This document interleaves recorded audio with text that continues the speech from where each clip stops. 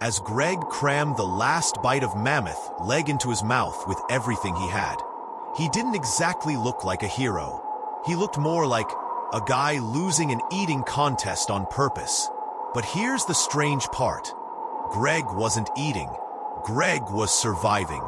You're probably thinking, why is this guy so greedy? The answer is simple. Because Greg's body was constantly sounding an alarm, and that alarm was called cold. Today you sit at a desk burning roughly 2,000 calories a day. Greg's tribe, stuck in the middle of an ice age, constantly moving, constantly shivering, was burning somewhere between 4,000 and 5,000 calories a day. So Greg swallowing that fatty meat despite his nausea was an indulgence. It was life insurance. Imagine if your dietitian today told you, eat 5,000 calories a day, and don't avoid fat, chase it. You'd probably cry tears of joy. But for Greg, this wasn't a celebration, it was a requirement.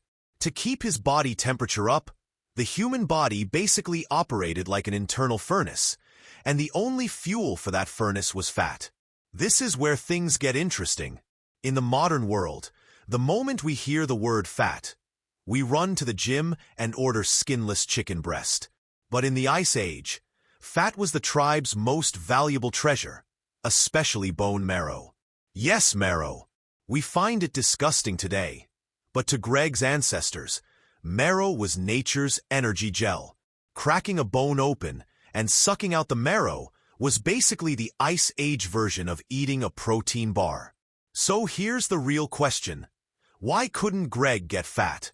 The answer is painfully simple. Calories weren't a tap away like they are for you.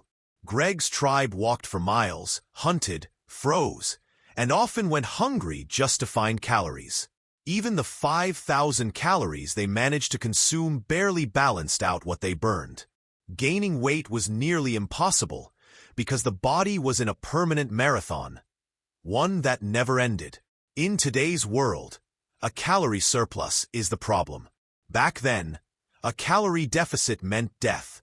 Scientists call this an energy balance crisis. A body that couldn't store fat could easily slip into hypothermia on a cold night and simply never wake up. So Greg devouring that mammoth leg down to the last bite wasn't gluttony. It was survival instinct in its purest form. And here's the most ironic part. Today we skip breakfast to avoid gaining weight. Greg's tribe stored every calorie they found in order to survive. Same body, same biology, completely opposite world. Our bodies are still running that Ice Age program. So the next time you can't resist a slice of pizza, know that it's not your fault.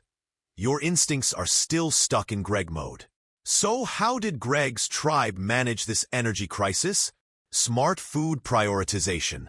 Not just meat, bone marrow, organ meat, reindeer fat, mammoth fat, the most calorie-dense foods available. Because they knew, not scientifically but through hard experience, that fat delivered roughly twice the energy of muscle meat. For a hunting community, the most valuable kill wasn't the leanest one. It was the fattiest. Bottom line, Greg couldn't gain weight because nature simply never allowed it.